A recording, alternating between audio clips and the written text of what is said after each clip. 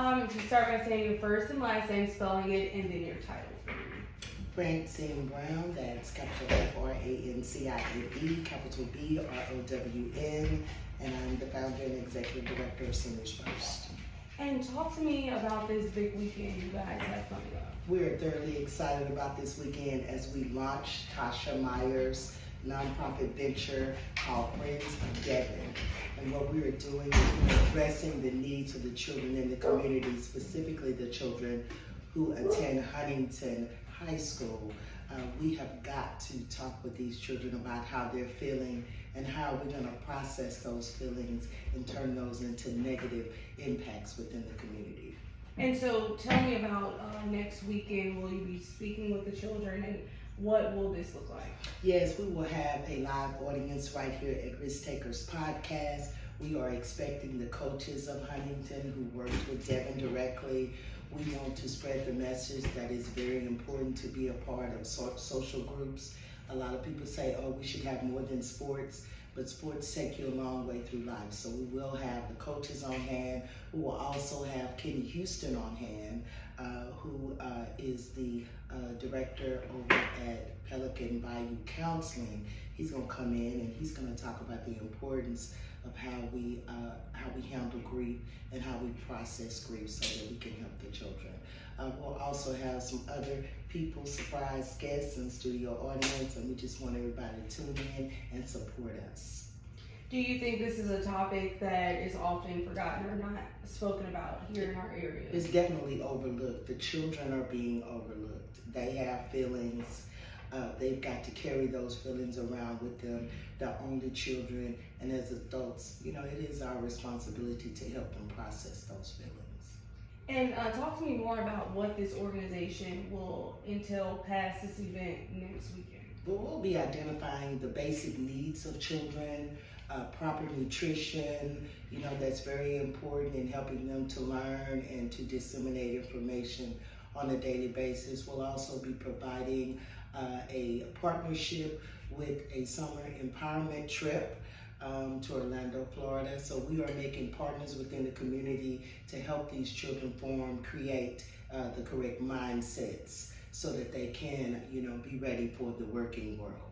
And as someone from Shreveport, talk about the need to help children at such an early age before they get to their teenage years. Definitely, the developmental part is very important. It's an important aspect for the children. It helps them to learn how to get along with other children, helps them to learn how to take instructions, be obedient, and to gain all of the things that they need, you know, to go on with their lives as adults. Is there anything else that you'd like to add here? No. It's overwhelming, but it's blessings. And I just look at our angel. Just look what our angel done. And how have you been trying to, you know, get through all of this? I get through it. I look at videos, the kids. It's okay. And talk about moving forward now. You're trying to make a difference in other kids' lives and make his memory live on. Yes, ma'am. I've been doing it for quite some time.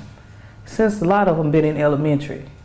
But it's just now needs more than ever because of how the street life have changed a lot of kids. They're not being kids anymore. They can't be kids anymore. Parents are scared to let them go out, do anything, or even just hang out with their friends because you just never know. And have you connected with other mothers who have kind of dealt with the same situation? I do talk to one daily, which is a good friend of mine. She lost her son 2 years ago. And I'm gonna meet the other mothers of some of the other parents that done lost kids in the community as well. And I want us to get together so we can grow a bond and see what we can do with the youth in the neighborhoods and the communities to try to help them more than ever, because that's something I have a passion for. These kids, I didn't birth them, but you might as well say I have, because they get in trouble. Oh, I'm coming. So I'm mama number 2. So they got me for life. I ain't going nowhere. And you're talking about the kids at Huntington. Huntington, all over the Queensboro, from every school, these kids know who we are, because we are always there. We don't miss a function unless something is wrong. If I ain't sick, oh, we there. So you don't miss our face. And just talk about, what you're hoping to accomplish with your nonprofit. I'm hoping to reach a lot of kids. A lot of kids don't talk to other people. A lot of them do be comfortable with talking to us. So whatever I can do to assist with these kids, I'm trying to be there for them with hygiene, clothes, whatever it is, talking, get them counseling, like whatever they need, I'm trying to be there for them as always. How do you think this can change the narrative for Shreveport? I pray it can change it. I'm not gonna say it's gonna be an overnight job, but I pray that it reaches a lot of kids in this youth to see what is going on with our world. It's just not, it's not right that they have to come up like that. So I want to be there to try to, get them out the city so they can learn new things besides Shreveport. Some of these kids ain't never been outside of Shreveport. And that would mean the world to them, just to be able to get away, just go take a vacation, just anything to do with getting outside of Shreveport. And is this a goal that you've had for years beyond what your situation has been? Yes, ma'am. It's been, just like I say, I've been doing it, just not the community. In our community, everybody knows, the school knows, everybody that's around us already knew that that's something that's been in me since I was a young girl. So as of me having kids, that just keeps it going, and I always do it. So it's just something that I know, just like I say, a lot of kids, parents can't afford certain things. I don't like kids to go to school that's less fortunate and kids talk about them. So that's something I don't like for them to go through, because bullying, that tends to mess up what they have going, like attitude-wise, they feel bullied all the time. I don't like kids to feel bullied just because of what they have or what they don't have. You don't have to have everything, but I want the kids to feel comfortable. So I want to make sure I reach out and get them the assistance they need, and whatever it is, clothes, shoes, haircuts, school supplies, backpacks, jackets, whatever it is, I want to do, keep on helping the community.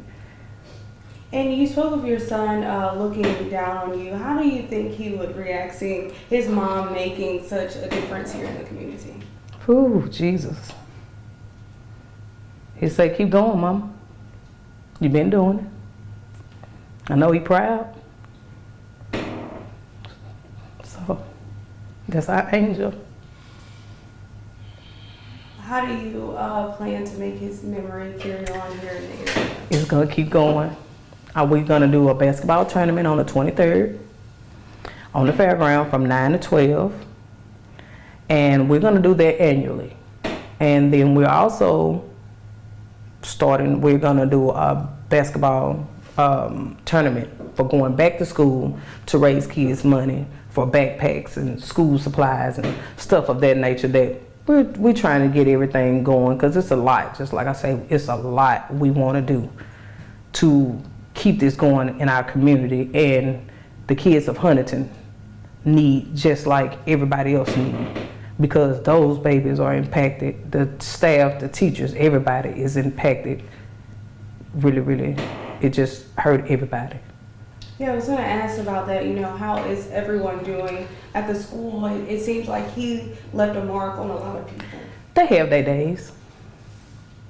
They used to goof one coming in the classroom, messing with everybody, playing, dragging them down the hall. So, how does it feel knowing that your son had left a mark on so many people? Kids, I used to tell that boy all the time, he's special. You're going somewhere. He knew it. He started playing ball in 5th grade. He tried out in 4th grade. Yeah, my baby was so little. I prayed for him for some height. I say, dude, boy, you gotta get some height. I prayed for that height, he got it. But when that 4th grade hit, he didn't make the team. He cried. He boo-hooed at J's Club. But I said, baby, you gotta work hard. You work hard, you'll get it. That boy stayed at Lakeshore on the side of that school and played for a whole summer until he made that team next year. And he made it 5th grade and been playing ever since. From basketball to football to flag football. I mean, karate. I mean, child is he do everything, but his passion was basketball, and he was gonna play football next year. After that first year he played, I didn't want to play him no more. He got hit. I couldn't get on the field. So when he got hit, I was like, Lord, my baby better get up. He better get up. He got up. He got home. He said, Mama, you don't have to worry about me no more playing football. I said, why? He said, that was my last time. So this year, he was like, Mama, I can play football? I say, you got to get your weight up, but yeah, you can play. I'm going to let you play since it's your last year, you can play. He said, all right, Mama. I said, okay. So his plans was for next year was to play football and basketball. And I said, Lord, okay. But I was going to go for it, even though I didn't care for the football, but I was going to go for it.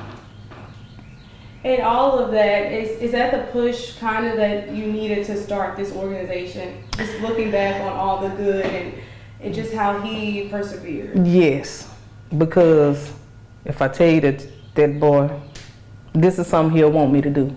And I got to keep these babies going. They keep me going. And I think most of all, I keep them going because I try to stay strong in front of them. So, and that's a good thing. I just like I tell them, we're going to keep going. That's what your brother wants you to do, want us to do. So we're going to keep going. We're not going to stop. And is there anything else you'd like to add here today? No. Oh, I think that was about it. That's just our angel now. And so next weekend, you want everybody to come out here? Yes, ma'am. Yes, ma'am. We will be doing another podcast here at 10:30. And I would love for all the coaches, the kids, everybody to come and join us for this special event. And the next event would be the basketball game, correct? Yes, ma'am, on the 23rd. Okay. From 9 to 12. All right, and how can people sign up for that, or? They can register with the Cattle Spar. I have information posted on Facebook, but I can also send it to you so you can have it. And we can get it back out there because I only posted it on social media. Okay, and so starting off with your nonprofit, you're just going to do like different events to get the kids kind of involved? Yes, ma'am, but our first one is going to be a trip for the boys. And well, for the kids, period, at Huntington. Whatever we can raise for the kids to go so they can get out the city, get a breather for a moment.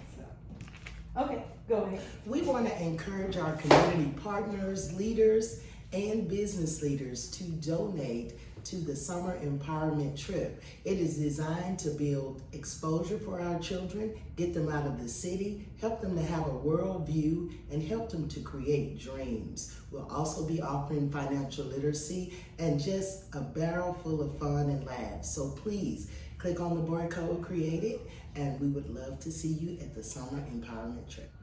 You know how many kids come to my house? You know how many don't live with me? My doors is open, like grown children. I mean, it didn't matter.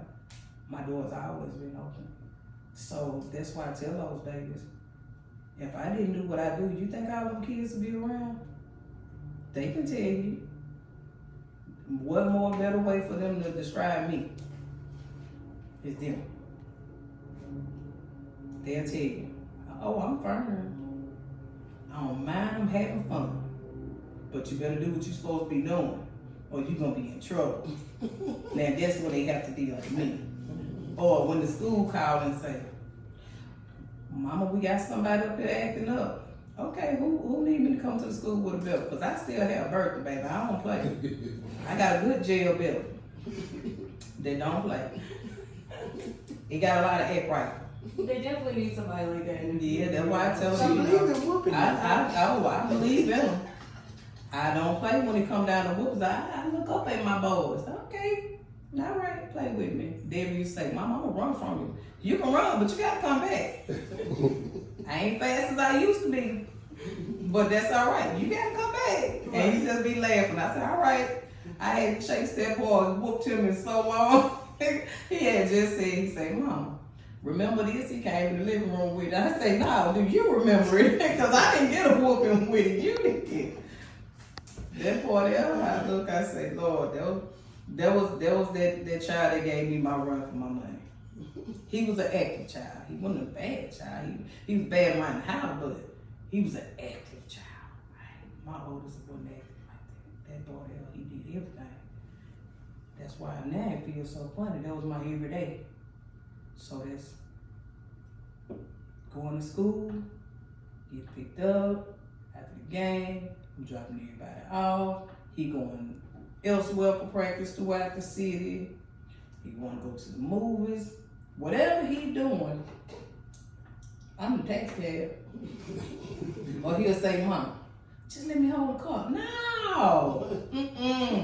You have a car, you and everybody child is gonna be in the car, and y'all gonna be gone, and I'm gonna have to hurt all y'all.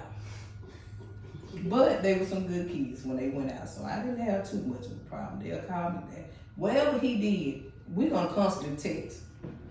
Always when he get out the car, when he get up, I love you, baby. Have a great day. That's something I always tell him. Because you just, never know.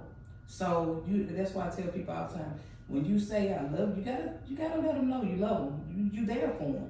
And Trey used to tell, he had just said, he said, Mama, you tell us that you love us every time we get out the truck. I said, yeah, I'm supposed to. Why shouldn't I tell you that? Because I love y'all. I find myself sometimes get a pick me up from them. I started a new gig. Y'all, it didn't last. I supposed to be encouraging him. He texted me. He said, Mama, have a great day at work. Try not to quit, okay? I had a text message in my phone. I said, okay, baby, I'm going to try. He said, okay, Mama, just try, okay, for me, all right? I said, all right. Y'all, it didn't last 3 days. You got 3 days? 3 days. I gave him 3 days. 3 days, that was it. He said, Lord, Mama, I don't know what I'm going to do with you. I said, well, hey, my temper kind of a little bad. That's where you get it from. So I can't stand for people to treat people wrong or, you get out of line, I quit and go home. I just tell them, hey, I'm quit, Mom. I quit. So I'm good. He was like, okay, Mom. He just, they bets on me. Literally. How long you gonna stay? Literally. My boys and my fiance, that's what they do. They bet on me. I said, well, I'm just gonna stay at home. I ain't even gonna give it a try no more. Because it ain't gonna work.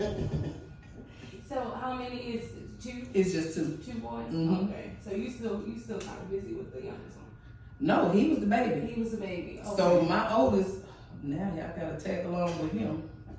So he try to leave us. He be going. He work all the time. He keep himself busy working because he works at Booker T. He's in the administrative office and he drive the bus. So he's busy. He busy. So now I gotta find something to do with myself. So this is one of the things that I'm gonna be doing with myself for the nonprofit. I gotta keep myself busy. That's how I'm seeming to cope with a lot of things. Keep yourself busy. So, and me keeping busy is gonna be me keeping busy with these kids. They ain't gonna stop seeing my face at that school. I get a phone call, I'm on my way. So, I'm still me. We still us. So, that's the best part about it. And I just keep telling them, God do things for a reason. This is one of them. He gonna have me busy with these babies. He gonna keep me busy with these babies. And they gonna keep me busy with them. Sports, from sports to school, graduations. I got a heap of them graduating this year and some graduating next year. I told them we're gonna be there because they gotta keep me busy. They tried to get us to go to Indianapolis this weekend. Can't do that one. Don't play with my bones in this world. So you gained even more children. Yes, which I had a lot of them already, but I just gained more now. And I'm just like I say, I'm blessed.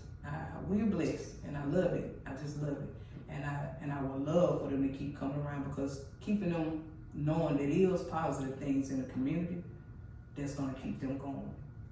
You know, and that's what they need. More positive role models, not just people saying what they're gonna keep doing for these kids and don't do it, because they need to be shown, not told. And they know, as they call us, I'm the mama of the school.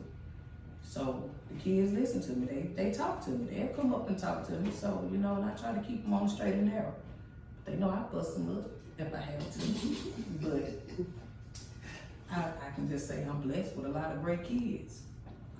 They're great. I can't ask for no more, you know. So I'm just gonna keep them busy like they gonna keep us busy.